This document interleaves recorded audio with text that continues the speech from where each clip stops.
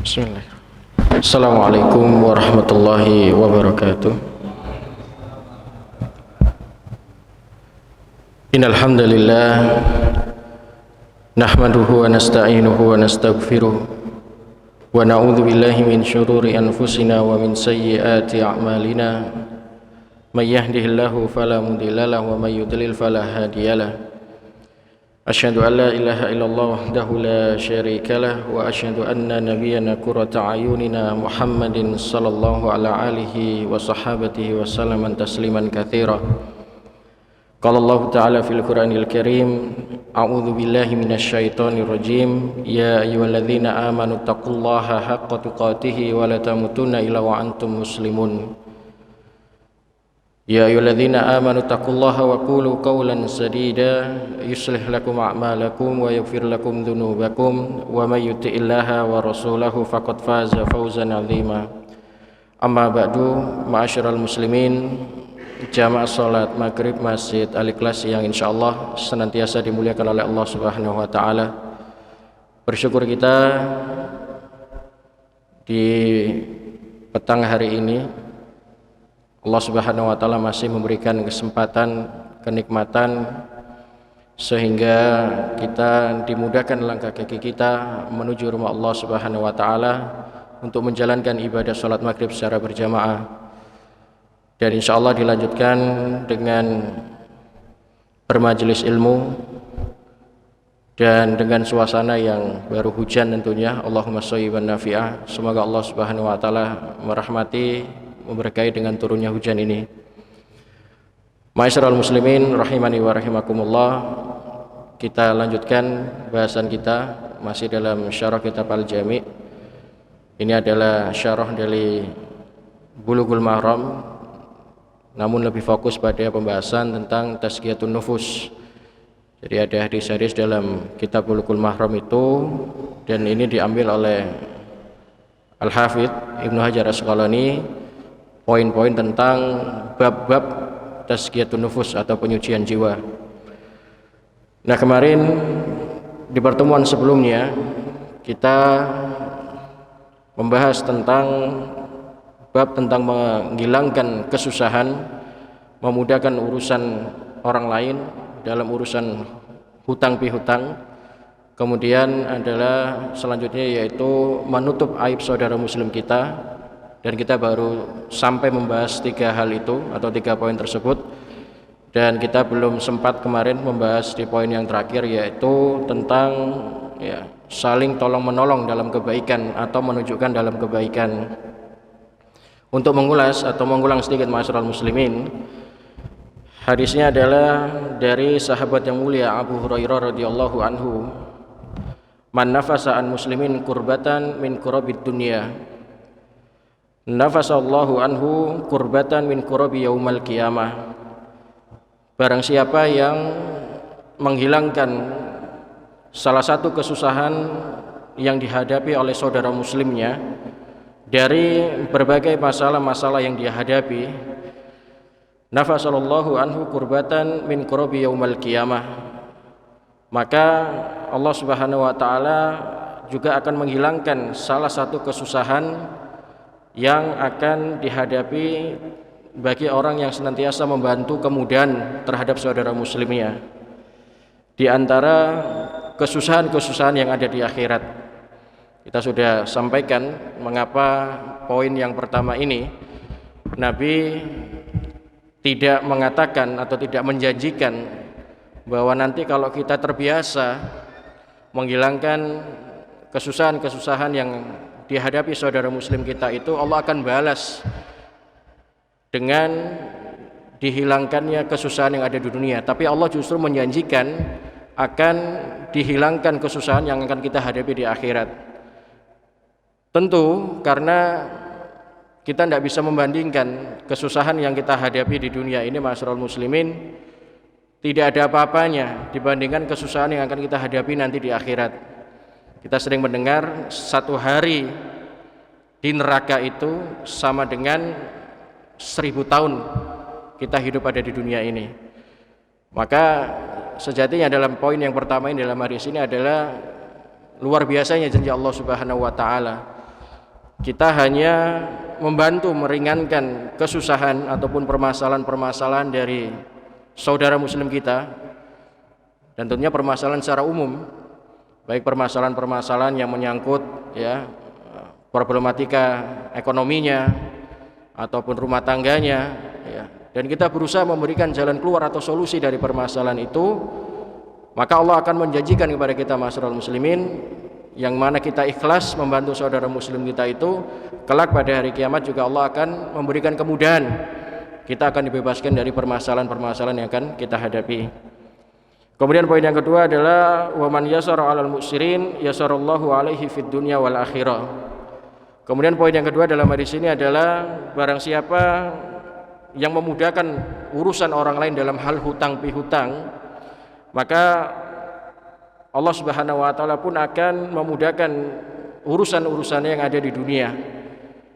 Serta ya, kalau dalam hal ini juga Allah akan menghilangkan kesusahannya dalam urusan di akhirat.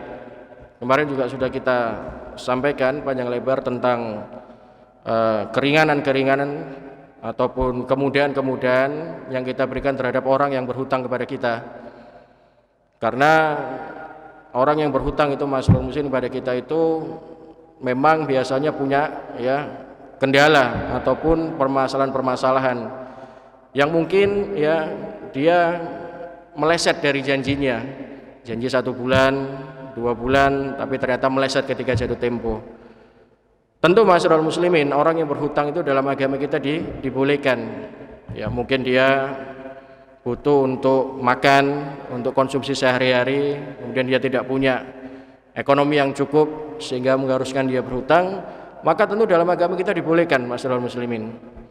Nah, ada kalanya seseorang itu yang sudah berjanji untuk melunasi hutangnya, namun ketika jatuh tempo atau sudah tiba masanya untuk melunasi hutangnya, dia masih kesusahan untuk melunasi hutangnya.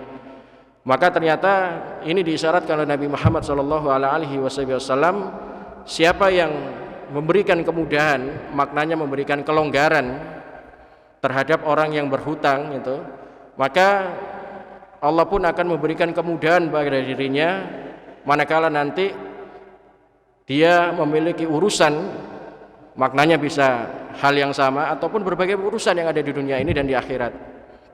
Dan kita juga sudah sampaikan kemarin cara untuk memberikan kemudahan terhadap orang yang berhutang itu ada 2. Yang pertama bisa dengan kita memberikan jatuh temponya itu kita tambah gitu ya, kita berikan batas lagi waktunya.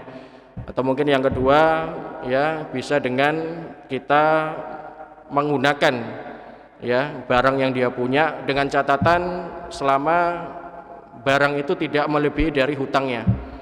Karena kalau melebihi itu nanti bisa jatuhnya adalah riba ataupun gharar.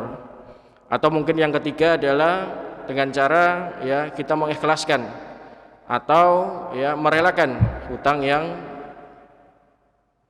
kita berikan kepada orang tersebut.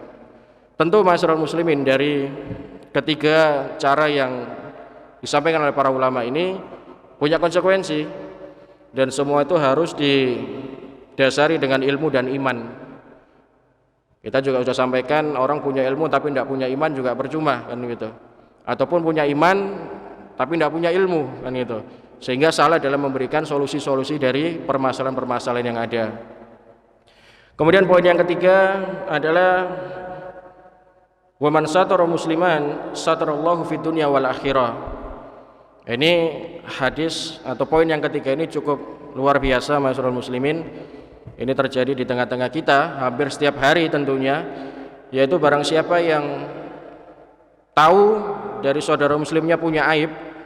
Kita kemarin juga sudah sampaikan ya, aib itu tidak harus selalu menyangkut dalam keburukan, tapi dalam hal baik sekalipun itu bisa dikatakan aib kan itu, manakala seseorang tersebut tidak berkenan kebaikan tersebut diumbar atau disampaikan pada orang lain. Tapi tentu fakta di lapangan selama ini masyarakat muslimin, kalau kita berbicara aib, dan yang masuk dalam poin bahasan hadis ini adalah aib keburukan. Man satara musliman fid dunya, siapa yang tahu saudara punya aib keburukan, punya aib yang tidak baik, kita tahu masyarakat muslimin, dan kita punya kemampuan untuk menyebarkan itu sebetulnya. Punya kemampuan, punya kuasa ya untuk menyebarluaskan aib itu, tapi kita tahan.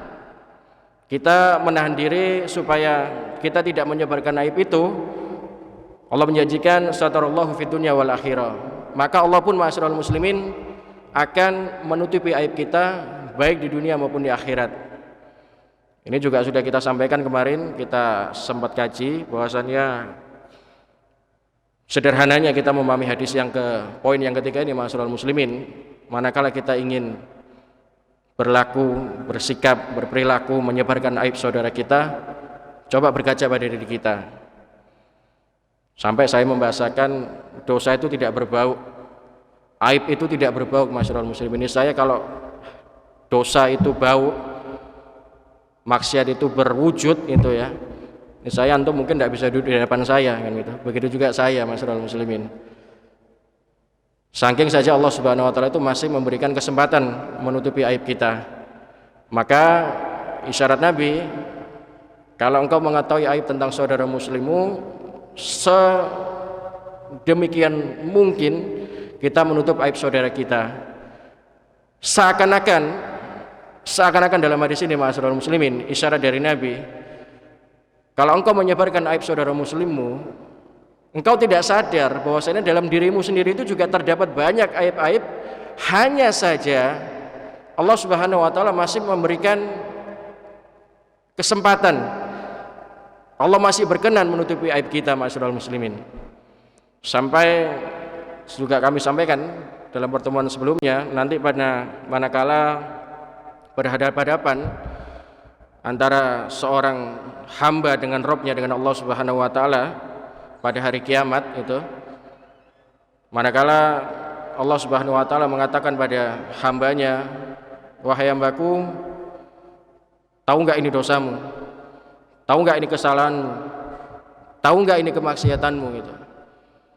Kemudian si fulan menjawab, bala ya Rabb, benar, itu dosa-dosa saya yang pernah saya lakukan di dunia. Dan dia menyangka, ma'asyiral muslimin, dia akan binasa. Semua dosa, semua maksiat yang dia lakukan di dunia akan diungkap oleh Allah Subhanahu wa taala.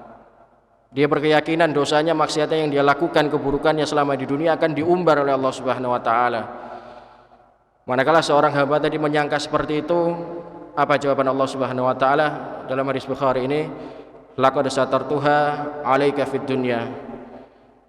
Wahai hambaku, dosamu itu, maksiatmu itu sudah aku tutupi manakala engkau hidup di dunia. Dan Allah juga mengatakan alaiha, dan juga telah aku ampuni dosa-dosamu manakala engkau hidup di dunia, ma'asyiral muslimin. Ya, ini adalah wujud bukti besarnya rahmat Allah Subhanahu wa taala. Makanya dalam hadis ini, poin yang ketiga ini, seakan-akan Nabi mengisyaratkan kalau engkau punya aib atau saudaramu punya aib, tutup. Karena mungkin saat ini saudaramu yang aibnya terungkap kan gitu. Tapi suatu saat tidak menutup kemungkinan kita pun pasti punya aib, ma'asyiral muslimin. Dan manakala kita ditutupi aib oleh Allah Subhanahu wa taala, adalah kesempatan rahmat Allah itu turun untuk kita beristighfar dan bertaubat menampun pada Allah Subhanahu wa taala. Qul ya ibadiyalladzina asrafu ala anfusihim. Wahai hamba-hambaku yang melampaui batas, la taqnatu mir rahmatillah, jangan pernah putus asa dari rahmat Allah Subhanahu wa taala. Itu Allah ceritakan dalam Al-Qur'anul Karim surat Az-Zumar ayat yang ke-53.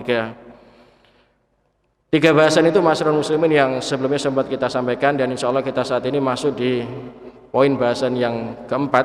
Saya tadi hanya mengulang saja, yaitu yang keempat adalah wallahu fi aunil abdi maka abdu fi auni akhi. Yaitu yang keempat adalah Allah akan senantiasa menolong seorang hamba selama seorang hamba tersebut saling menolong sesama muslim.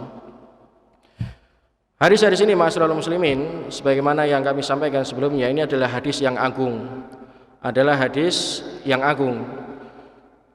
Dan ini juga disampaikan oleh Al-Imam Ibnu Rajab Al-Hambali dalam kitabnya Jami'ul Ulum wal Hikam. Karena dalam hadis ini masuk dalam kategori hadis Nabi al-jaza min jinsil amal. sebagaimana kita berperilaku maka kita akan dibalas. Ada hadis yang lain juga sejenis dengan hadis ini, ma'asyiral muslimin, walaupun didhaifkan sebagian oleh para ulama, namun hadis ini sama sekali tidak menyimpang, tidak bertentangan dari segi muamalah, dari segi akidah, yaitu kama tadinu tudan, sebagaimana engkau berperilaku maka engkau akan dibalas, atau balasan itu sesuai dengan amal perbuatan. Kita saksikan dalam letter-letter hadis ini, semua perilaku kebaikan-kebaikan yang kita lakukan, ma'asyiral muslimin, nantinya pasti akan dibalas oleh Allah Subhanahu wa taala. Faman ya'mal mithqala dzarratin khairan yarah wa may ya'mal mithqala dzarratin syarran yarah. Siapa yang berbuat kebaikan walaupun hanya sebesar biji zarah, maka Allah pun akan memberikan balasan. Sebagaimana juga orang yang berbuat kemaksiatan, keburukan, kejahatan, walaupun hanya sebesar biji zarah, semua nantinya pasti akan diperhitungkan dan dipertanggungjawabkan di hadapan Allah Subhanahu wa taala. Baik, di poin yang keempat ini, ma'asyiral muslimin, adalah saling tolong menolong dalam kebaikan. Tolong menolong, ma'asyiral muslimin, adalah perintah dalam agama kita, asas dalam agama kita. Sampai-sampai Nabi Muhammad sallallahu alaihi wasallam mengatakan la yu'minu, tidak punya iman. Ulama yang saklek mengatakan, kalau letter-letter hadis Nabi mengatakan tidak beriman, tapi ulama yang saklek mengatakan tidak punya iman. La yu'minu ahadukum hatta akuna yuhibbu ma yuhibbu li akhi ma yuhibbu li nafsi. Tidak punya iman seseorang itu, tidak dikatakan beriman seseorang itu apabila seseorang itu tidak mencintai saudaranya melebihi cintai terhadap dirinya sendiri. Itu asas agama kita, ma'asyiral muslimin. Bahkan ketika Nabi Muhammad sallallahu alaihi wasallam ditanya tentang amalan apa yang paling utama di sisi Allah Subhanahu wa taala, man ahabbul amal, ya Rasulullah, amal apa yang paling utama? Indallah, di sisi Allah Subhanahu wa taala. Kata Nabi SAW, anfa'uhum linnas, seseorang yang paling banyak memberikan kontribusi positif, kemaslahatan positif, membantu saudara muslimnya dalam hal kebaikan. Saya juga pernah nyampaikan, ma'asyiral muslimin, bahwasannya tanda hidup kita diberkahi oleh Allah Subhanahu wa taala itu adalah salah satunya bagaimana kehidupan kita itu bermanfaat untuk orang lain. Posisi kita itu berguna untuk orang lain. Jabatan kita, kewenangan kita itu bisa membantu orang lain yang sedang diliputi permasalahan. Saya masih belum bicara kita ini yang sekolah tinggi, Pak, ya, S1, S2, S3, gelarnya profesor, doktor, itu sudah belum ilmunya itu bisa bermanfaat untuk orang lain, kan gitu? Bisa nggak dengan ilmunya itu menolong orang lain, kan gitu? Atau justru ilmu-ilmu status sosial yang kita punya itu sama sekali tidak punya manfaat terhadap orang lain, tidak bisa membantu orang lain. Maka kita harus ingat, semua harta kedudukan yang kita punya, ma'asyiral muslimin, tsumma latus'aluna yauma idzin 'anin naim, nantinya pasti akan ditanya dan diminta pertanggungjawaban oleh Allah Subhanahu wa taala. Ma'asyiral muslimin rahimani wa rahimakumullah, di poin yang keempat ini adalah saling tolong menolong dalam kebaikan dalam agama Allah ini. Tentu dikomentari di sini disampaikan oleh Al-Imam Ibnu Hajar Asqalani, yaitu yang dimaksud saling tolong menolong dalam kebaikan dalam agama Allah ini adalah, contoh hal terkecil adalah memperhatikan kebutuhannya.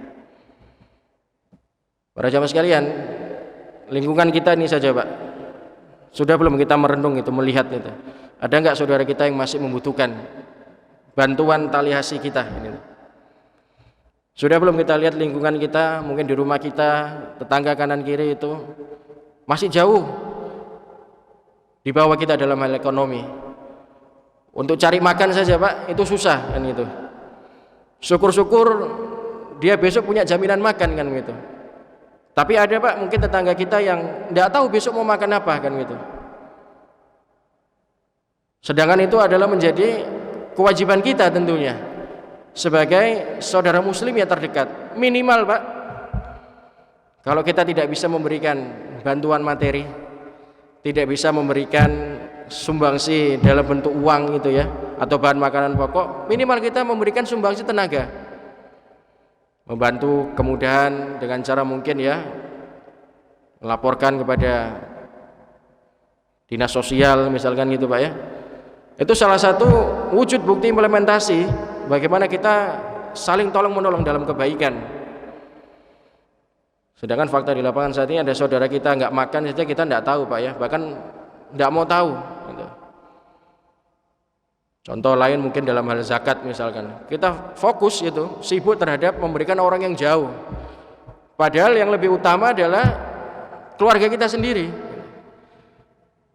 Kita sibuk sudah checklist itu Pak ya, zakat ini untuk fulan yang jauh-jauh kan gitu. Padahal keluarganya masih sangat membutuhkan zakat itu. Nah ini pemahaman-pemahaman yang harus difahami masyarakat muslimin. Kita fokus terhadap kesusahan orang yang jauh, padahal di lingkungan kita itu masih banyak yang membutuhkan bantuan kita kan gitu. Sampai di sini dikatakan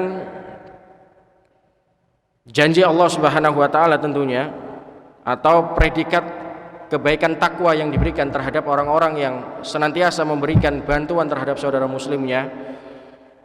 Dari sahabat yang mulia Umar bin Khattab radhiyallahu anhu, afdalul a'mal idkhalu sururi 'alal mu'minin kasauta auratu aw asyabbata jau'atal aw qadaita lahu jabbah. Sebaik-baik amal masyarul muslimin adalah membuat kabar gembira. Ini minimal Pak. Kalau kita nggak bisa memberikan bantuan kepada orang lain gitu ya, dan kita ingin diberikan sebagai orang yang bertakwa kepada Allah Subhanahu wa taala, minimal kita memberikan kabar gembira. Engkau bisa diberikannya pakaian takwa itu terhadap orang-orang yang beriman manakala seseorang itu punya kemampuan memberikan hal ekonomi tentunya, tapi kalau dia tidak bisa minimal memberikan jalan keluar terhadap permasalahan yang dihadapi saudara muslimnya. Jadi kalau kita perhatikan Pak, orang itu lebih sibuk dengan ya bagaimana dia bisa bersaing dalam memberikan kebaikan, tapi sifatnya untuk sekedar pamer saja, sekedar ingin dilihat orang, sekedar ingin ya orang memuji dirinya. Padahal ini Pak, orang memuji itu hanya sebatas sepanjang lidahnya saja kan gitu. Kalaupun kadang kita ingin beramal gitu Pak ya, ingin membantu saudara muslim kita dalam hal kebaikan itu, kita kadang masih merenung gitu, apa yang bisa kita berikan ya, atau mungkin hal yang pakaian lah, contoh pakaian yang sudah tidak kita pakai kan gitu Pak ya, sudah kecil, sempit, itu kita berikan. Padahal isyarat dalam Al-Quran adalah lan tanalul birra hatta tunfiqu mimma tuhibbun. Kita ini tidak akan mencapai kesempurnaan ya, predikat kebajikan amal soleh yang sempurna sebelum kita memberikan yang terbaik pada diri kita. Itu Allah kisahkan dalam surat Al-Imran ayat sekitar ayat 86 Pak. Kemudian juga disampaikan di sini masyarakat muslimin dalam hadis yang keempat ini, setiap hamba atau setiap kaum muslimin sudah semestinya punya upaya untuk saling tolong menolong terhadap saudara muslimnya, berusaha mengupayakan ya kepentingan orang lain itu dibanding kepentingan diri kita sendiri. Karena hanya dengan amal ini ma'asyiral muslimin kita mendapatkan pertolongan dari Allah Subhanahu wa taala. Dalam hadis ini Pak, kita dapat anjuran dari Nabi agar kita berupaya. Memang berat Pak ya, memang enggak mudah gitu. Tapi kita minimal dengan tahu hadis ini kita jadi sadar bahwa dianjurkan oleh Nabi Muhammad SAW untuk senantiasa berupaya mengupayakan kepentingan orang lain mendahulukan kepentingan orang lain ketimbang kepentingan diri sendiri.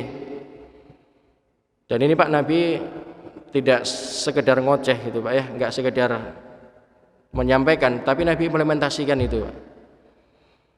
Kita tahu bagaimana seorang Nabi Muhammad sallallahu alaihi wasallam pernah suatu ketika punya sekeranjang kurma gitu Pak ya.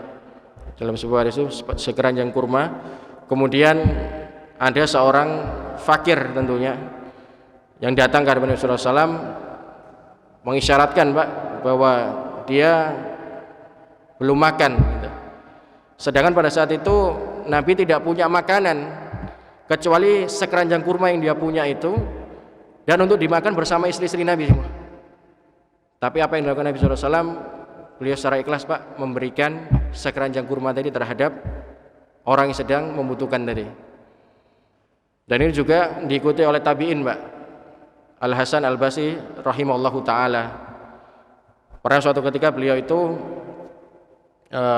pulang ke rumahnya gitu Pak ya, pulang ke rumahnya, terus kemudian mendapati anaknya dan istrinya itu sedang membuat, kalau dalam bahasa Arab namanya gulwa Pak. Gulwa itu makanan yang sangat enak lah gitu lah. Maksudnya cara buatnya susah gitu Pak ya. Terus kemudian bahannya mahal gitu. Kemudian dia duduk di ruang tamu, ternyata ada yang mentok pintu rumahnya Pak. Ketuk rumahnya. Dibuka oleh anaknya, ternyata datang seorang laki-laki yang kusut gitu ya. Bajunya robek, rambutnya berantakan, dan dari tangannya dia mengisyaratkan dia minta makan Pak gitu. Kemudian disampaikan oleh anaknya kepada Hasan Basri, wahai ayahku, di luar itu ternyata ada orang yang sedang membutuhkan makan gitu ya. Dalam bahasa kasar itu orang yang sangat berkebutuhan khusus, compang camping pakaiannya, tapi mengisyaratkan dia butuh makan.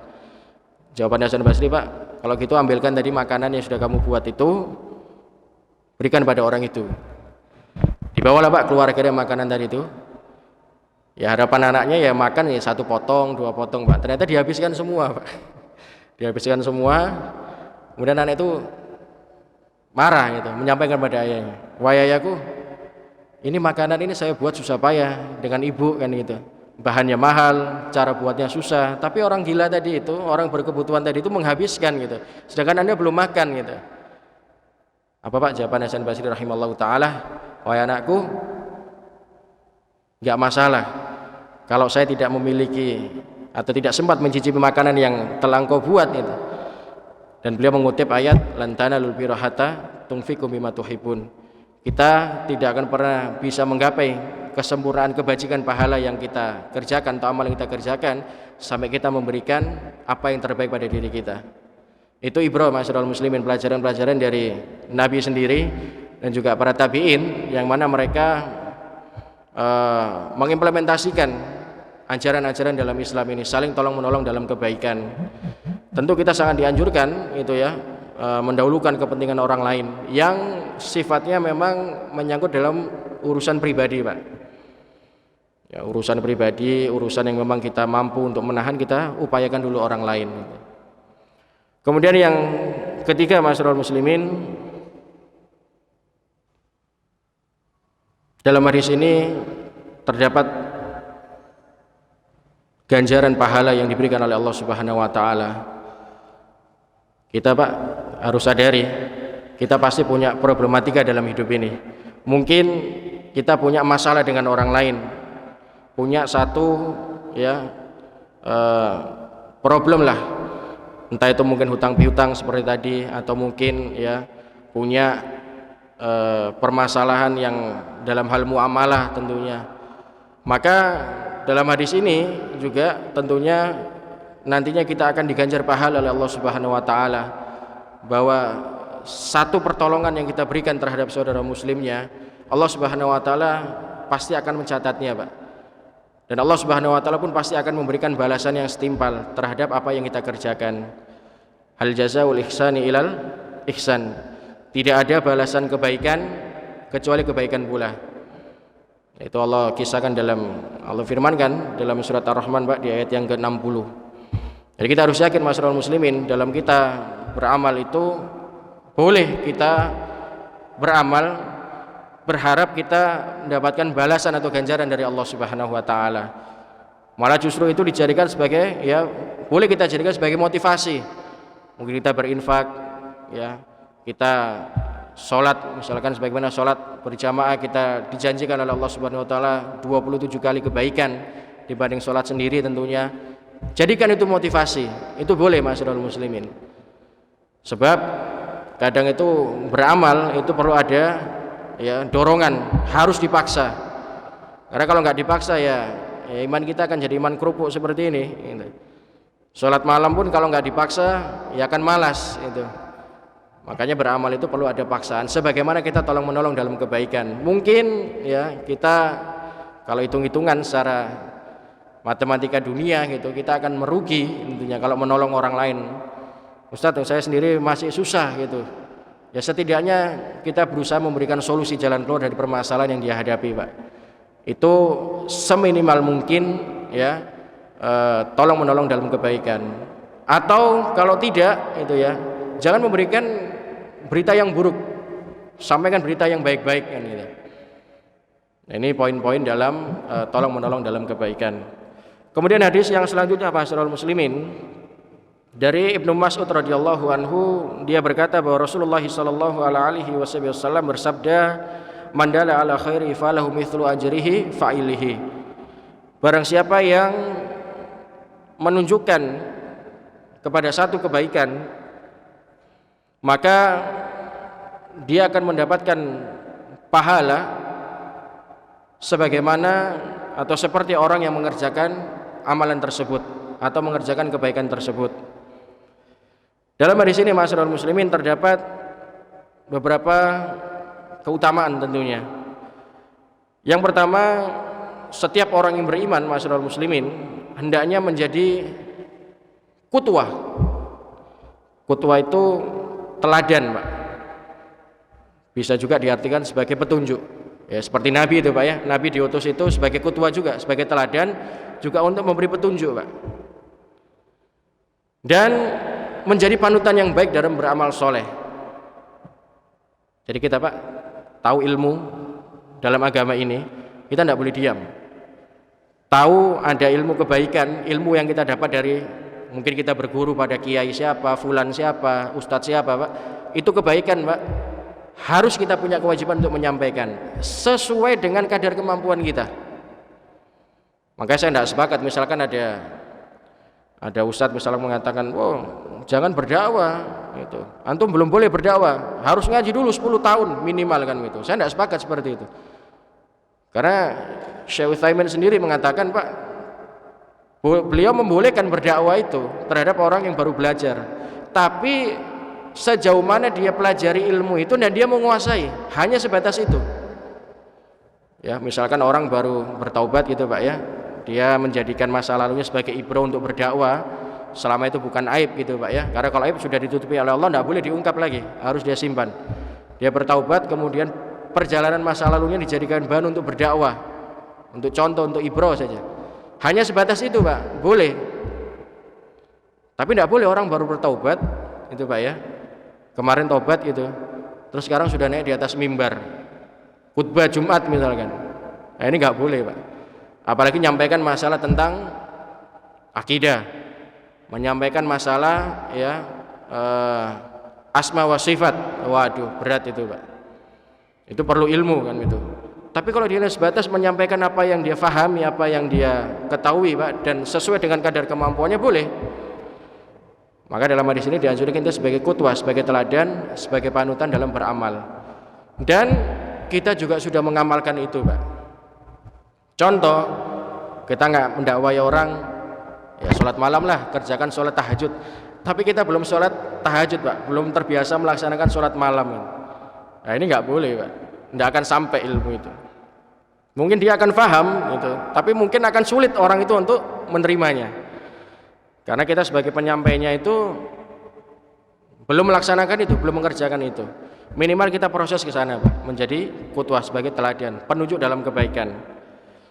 Ya, dan ini harus nantiasa kita lakukan, Pak, sebagaimana firman Allah di dalam surat Al-Furqan ayat yang 74. Yaquluna rabbana hablana min azwajina wa dzurriyyatina qurrata ayun. Ya Tuhan kami, anugerahkanlah kepada kami di mana istri-istri kami dan keturunan kami sebagai penyenang hati kami, dan jadikanlah kami sebagai imam orang-orang yang bertakwa. Jadi dalam ayat ini Pak, itu terdapat qudwah, teladan tentunya. Kita memohon kebaikan, kita memohon kebaikan terhadap istri-istri kita, anak-anak kita tentunya, agar kita senantiasa dijadikan orang istiqomah terhadap apa yang kita pimpin Pak, minimal keluarga kita tentunya. Kemudian dalam ayat yang lain juga dalam surat Al-Anbiya ayat yang 73 Allah berfirman, kami telah menjadikan mereka itu sebagai pemimpin-pemimpin yang memberi petunjuk dengan perintah kami. Jadi pada tabiatnya Pak, umat Islam itu ditakdirkan untuk senantiasa memberikan petunjuk dalam agama ini. Kita tahu suatu kebenaran Pak, suatu amal-amal yang memang dibenarkan oleh Nabi Muhammad SAW, ya kita harus sampaikan itu, tidak boleh diam. Karena kalau kita diam, ya tidak akan tersampai agama ini kan begitu. Bahkan dalam riwayat hadis Sahih Muslim tentunya, ini ganjaran terhadap orang-orang senantiasa menunjukkan dalam kebaikan Pak. Itu dijanjikan oleh Allah Subhanahu wa taala, kita akan mendapatkan pahala yang setimpal Pak. Man sana fil Islam sunatan hasanatan falahu ajraha wa ajruhu man amila biha abdahu min ghairi anna yanqusa min ujurihim syai'un. Barang siapa yang merintis amalan yang baik dalam Islam, maka dia akan mendapatkan pahala dari amalnya dan pahala dari orang yang mengikutinya tanpa sedikit pun mengurangi pahala dari orang yang mengerjakannya. Ini Pak, motivasi terhadap kita agar senantiasa menunjukkan dalam kebaikan. Analoginya gini Pak, kalau bulan puasa itu, ya, bulan puasa itu ada orang berbuka puasa Pak. Antum punya kelebihan bisa memberikan amal, memberikan makanan untuk berbuka puasa Pak. Itu kan pahalanya sama dengan orang yang mengerjakan puasa, tanpa sedikit pun mengurangi pahala antum yang berpuasa Pak. Sampai dalam ajaran agama kita itu, kalau kita tidak punya sesuatu untuk kita berikan berbuka puasa itu Pak, minimal apa Pak? Kita punya aqua itu Pak ya, punya apa namanya, kurma itu yang kita punya. Ketika azan Allahu Akbar, tukar saja Pak dengan sebelahnya, ditukarkan. Sampai seperti itu Pak dalam agama kita itu. Saking keutamaannya orang yang menunjukkan amal kebaikan. Dan orang yang memberikan petunjuk amal kebaikan itu Pak, tidak mengurangi pahala terhadap orang yang berpuasa tadi. Jadi contoh saya berpuasa, kemudian saya memberikan ganjaran, memberikan bantuan atau memberikan makanan untuk orang berbuka puasa gitu Pak ya. Kemudian saya akan mendapatkan pahala dari orang berpuasa itu. Pahalanya sama, tanpa mengurangi pahala yang saya punya karena saya berpuasa pada saat itu. Dan ini juga sebagaimana orang yang senantiasa menunjukkan dalam kebaikan. Orang menunjukkan amal kebaikan Pak, itu kamu di sana masjidnya bagus, kerjakan sholat 5 waktu di sana misalkan. Orang itu sholat di sana Pak, dan dia terus mengerjakan Pak, akan jadi amal soleh kita. Bahkan sampai kita kalau sudah mati pun Pak ya, ada hadis yang cukup masyhur tengah-tengah kita, idza mata linqata anhu amalu, apabila anak cucu Adam itu meninggal Pak, terputus semua amalannya, illa min thalath, kecuali 3 hal. Pertama, sedekatin jariyah, au ilmi yuntafa'u bi, au walidin shalih yad'ulah, yaitu pertama adalah sedekah jariyah, kedua adalah ilmu yang bermanfaat, dan yang ketiga adalah doa yang soleh Pak. Nah ini tidak akan pernah terputus Pak. Jadi kalau orang itu kita ajarkan dalam kebaikan, kita ajarkan, kita tunjukkan suatu amalan yang baik, kemudian orang itu mengerjakan dan kita menjadi sebab orang itu melakukan amal kebaikan, maka motivasi dalam hadis ini adalah kita akan diganjar pahala oleh Allah Subhanahu wa taala tanpa mengurangi pahala yang kita kerjakan ataupun amal yang kita kerjakan Pak. Jadi kita tunjukkan orang kebaikan, orang itu kemudian mengerjakannya Pak, secara otomatis kita mendapatkan pahala. Dan pahala yang kita dapatkan karena menunjukkan orang itu dalam kebaikan juga tidak akan dikurangi oleh Allah Subhanahu wa taala. Kemudian yang kedua Pak, hadis ini muat pelajaran tentunya bahwasanya kita punya kewajiban untuk senantiasa menunjukkan manusia itu kembali pada ajaran Allah Subhanahu wa taala. Sini sebagaimana firman Allah, "Fattabi'uni millata Ibrahim hanifa wa ma kana minal musyrikin." Dan ajaklah manusia itu, serulah manusia itu untuk mengikuti agama ini, agama yang lurus, agama Nabi Ibrahim alaihi wassalatu wassalam. Akhirnya masyarakat muslimin, dalam hadis ini kita tentu sangat dianjurkan di poin yang keempat ini, tolong menolong dalam kebaikan dalam hal apapun. Jangan pernah kita diam atau tutup mulut manakala kita mengetahui suatu kebaikan, suatu petunjuk, dan kita punya kemampuan untuk memberikan pertolongan pada orang lain, kemudian kita diam, Pak. Nah, ini dilarang dalam agama kita. Kita berupaya, Pak, semaksimal mungkin, sekuat tenaga, bahwa hadirnya kita, adanya kita ini bisa bermanfaat untuk orang lain. Bima yurdi rahman, keberadaan kita itu kalau ingin diberkahi oleh Allah Subhanahu wa taala adalah kita senantiasa hidup kita diridhoi oleh Allah Subhanahu wa taala. Bima inasitul ibadah, yang kedua adalah senantiasa semangat beribadah pada Allah Subhanahu wa taala.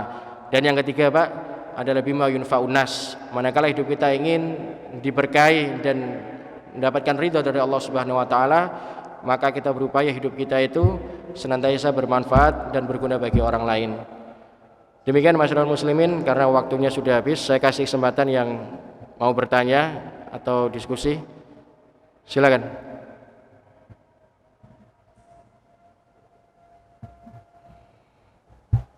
Cukup ya.